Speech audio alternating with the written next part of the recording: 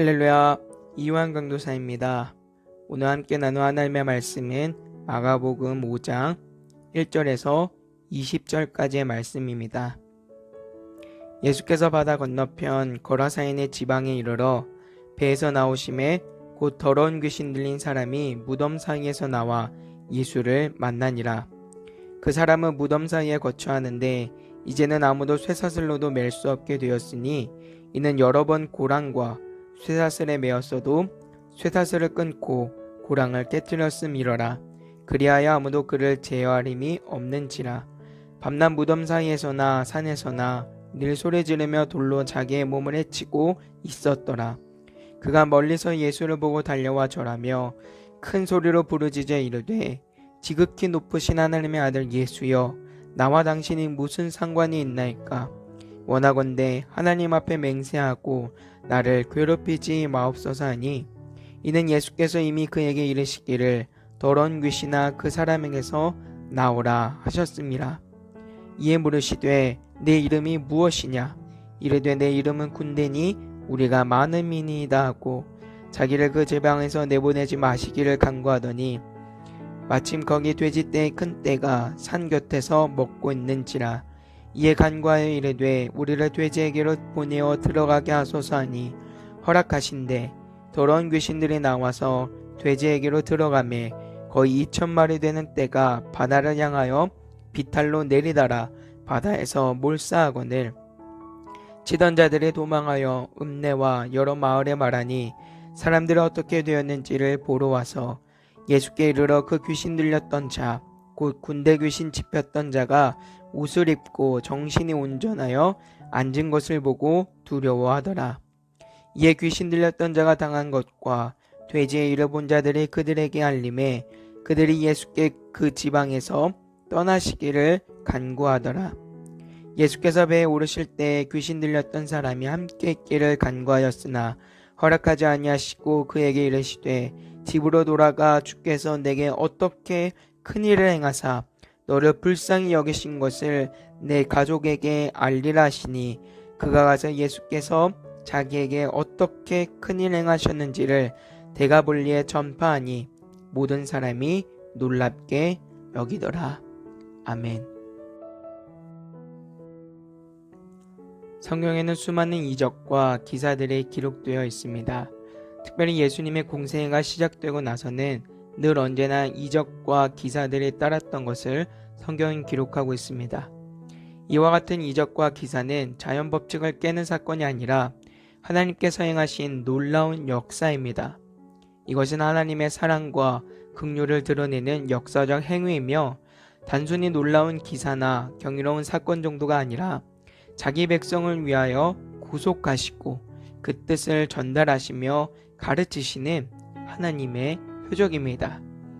이런 의미에서 이적은 자연 법칙을 파괴하거나 대조되는 행위가 아니라 죄를 파괴하며 죄와 대조를 이루는 하나님의 역사적 행위임을 우리는 기억해야 합니다. 따라서 성경에 나타난 수많은 이적과 기사들은 사단의 세력과 불신의 영향 아래 있는 죄악된 생활에 대한 하나님의 특별한 개입입니다. 오늘 본문에서 나타나고 있는 귀신을 축출하는 사건도 이와 같은 맥락에서 이해해야 합니다. 이 사건은 단순히 귀신을 물리치셨다가 아니라 예수님께서 이 땅에 오셔서 이루시는 하나님의 구속 사역이 무엇인지 그 의미를 전달하고 있습니다. 먼저 본문은 우리에게 복음, 하나님의 구속 사역이 절대적으로 필요하다는 것을 가르쳐주고 있습니다. 하나님의 구속 사역은 있어도 그만, 없어도 그만이 아니라 우리에게 절대적으로 필요한 하나님의 은혜입니다. 본문 1절과 20절에서는 예수님께서 귀신을 축출하시는 사건이 어디에서 일어나고 있는지 그 배경을 설명합니다. 1절은 거라사인의 지방이라 기록하고 있고 20절은 데가볼리라고 기록하고 있습니다. 이 데가볼리라는 말은 10개의 도시라는 뜻으로 당시 로마는 통치하기 편하게 하기 위해서 점령한 도시 중 10개의 도시를 하나의 행정구역으로 묶었습니다. 이 지역을 부를 때 데가볼리라는 말로 불렀고 이 안에 거라사인의 지방이 포함되어 있습니다. 다시 말해 데가볼리안에 거라사인의 지방이 있는데 그곳에서 예수님이 귀신을 쫓아내고 있습니다. 이는 굉장히 중요한 의미를 전달합니다. 바로 이방인들에게도 복음의 빛이 점하여지고 있음을 보여주기 때문입니다. 귀신을 축출하는 사건은 마가복음 1장에서도 등장합니다. 그러나 1장과 오늘 본문의 차이점은 이 일이 일어나고 있는 장소에 있습니다. 1장에서 나타나고 있는 가버나움은 유대인들의 땅입니다. 그러나 오늘 본문에서 나타나고 있는 땅은 로마의 땅입니다. 이방인의 땅이라는 말입니다. 본문에서 돼지떼가 등장하고 있는데 이 또한 이곳이 이방인의 땅임을 보여주고 있습니다. 유대인들은 돼지를 부정한 동물로 여겨서 사육하지 않았기 때문입니다.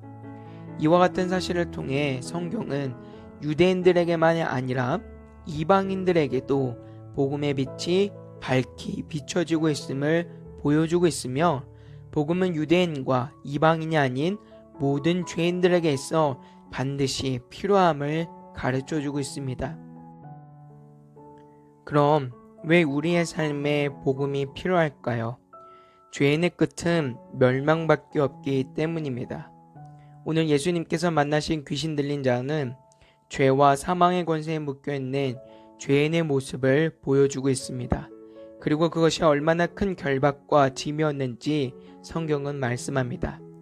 본문에서 예수님께서 귀신을 향해 내 이름이 무엇이냐 물을 때 귀신은 내 이름은 군대니 우리가 많다라고 말합니다. 여기서 군대라는 용어는 원어적으로 레기온이라는 단어를 사용하고 있는데 이 단어는 당시 로마 군인 부대를 나타내는 용어로 대략 6,000명에서 10,000명 정도 모인 부대를 레기온이라고 불렀다고 합니다. 성경은 이처럼 귀신의 큰 무리에 한 사람이 사로잡혀 있음을 보여주면서 욕심과 시기, 질투와 원망, 그리고 교만과 같은 죄악에 꽉 붙들려서 헤어나올 수 없는 죄인된 우리의 모습을 보여주고 있습니다. 이것도 심각한 문제이긴 하지만 더 중요한 것은 그 결말이 어떠한가입니다.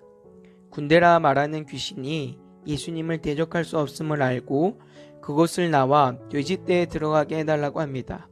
이에 예수님께서 말씀하심으로 귀신이 돼지떼로 들어가게 되고 그리고 나서 거의 2,000마리에 이르는 돼지떼가 바다에 빠져 몰사하였음을 성경은 말씀합니다. 이것은 죄와 사망의 권세에 묶여있는 죄인의 결말을 보여주고 있습니다. 우리가 이 죄의 문제에서 벗어나지 못하면 결론은 파멸과 멸망, 죽음밖에 없음을 성경은 말씀합니다. 그렇기 때문에 오늘 우리에게도 복음, 곧 하나님의 죄사함의 은혜가 필요함을 성경은 강조하고 있습니다. 우리에게 필요한 것은 이 땅의 명예와 권세, 물질 같은 것이 아닙니다. 당장 내 삶에 필요한 것은 죄사함임을 우리는 기억해야 합니다. 그렇다면 죄사함의 은혜를 받게 된 죄인은 어떻게 변할까요? 죄로 묶였을 때 결론은 멸망과 사망이지만 그것에서 벗어나게 됐을 때는 참된 생명을 얻게 됨을 성경은 말씀합니다. 그리고 그 생명은 하나님과의 관계의 회복을 의미합니다. 본문 2절에서 죄에 물든 사람에 대해서 더러운 귀신 들린 사람이라고 표현하고 있습니다. 이 표현은 랍비 문학에서 자주 등장하는 표현으로 철저하게 유대적인 표현 방식입니다. 따라서 이 말을 이해할 때는 유대인들의 관점에서 이해해야 합니다. 더러운 귀신 들린 사람을 말할 때 더럽다는 표현은 유대인들에게 있어서는 그냥 지저분하고 외형적으로 더럽다는 말이 아니라 하나님을 경배하고 교제하기에는 부적절한 상태를 나타내는 표현입니다. 다시 말하면 지금 이 사람은 하나님과 교제할 수 없는, 하나님과 관계가 단절된 상태를 나타내고 있습니다. 그리고 그 귀신 스스로도 이런 고백을 합니다. 7절의 말씀입니다. 큰 소리로 부르짖어 이르되 지극히 높으신 하나님의 아들 예수여, 나와 당신이 무슨 상관이 있나이까? 원하건대 하나님 앞에 맹세하고 나를 괴롭히지 마옵소서 하니. 귀신 스스로가 하나님과 하나님의 아들이신 그분과는 관계가 없다라고 말하고 있습니다.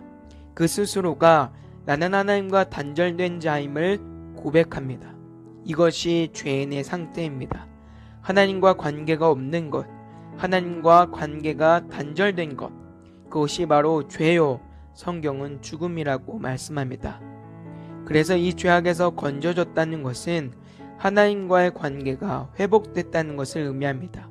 하나님과 상관없던 내가 이제는 하나님과 밀접한 아버지와 아들의 관계로 맺어지게 되는 것을 성경은 말씀합니다. 실제로 귀신 들렸던 자가 회복되고 그의 삶이 어떻게 변하고 있습니까? 하나님과의 원수였던 자가 이제는 복음의 증인으로 바뀐 것을 성경은 말씀합니다. 19절과 20절입니다. 예수께서 배에 오르실 때에 귀신 들렸던 사람이 함께 있기를 간구하였으나 허락하지 아니하시고 그에게 이르시되 집으로 돌아가 주께서 내게 어떻게 큰일을 행하사 너를 불쌍히 여긴 것을 내 가족에게 알리라 하시니. 아멘.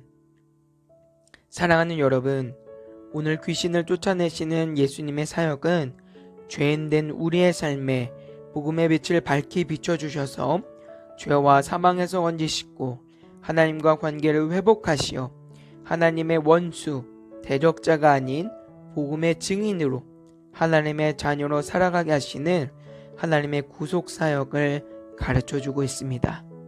이 말씀을 통해 오늘 하나님의 자녀로 살아가는 이 은혜가 얼마나 귀한 은혜인지 깨닫고 나는 하나님의 자녀로 합당한 모습으로 살고 있는가 점검하면서 오늘 또 복음을 필요로 하는 많은 이들에게 증인된 삶을 살아갈 수 있는 저와 여러분 되시기를 주님의 이름으로 부탁드립니다. 아멘. 기도합니다. 하나님 아버지 감사합니다. 말씀을 통해 우리가 해결할 수 없는 죄의 문제를 해결해 주시고 영원한 죄와 사망의 권세에서 건지신 하나님의 사랑을 깨닫게 하시니 감사합니다. 우리가 받은 이 은혜를 다시 한번 깊이 묵상하는 시간이 되게 하시고 우리 안에 감사와 기쁨이 넘치게 하옵소서. 오늘 주어진 하루도 받은 은혜대로 살아갈 수 있기를 원합니다. 성령 하나님, 늘 우리의 마음과 생각을 정결케 하여 주셔서 하나님의 자녀로 합당하게 살아가게 하여 주시옵소서.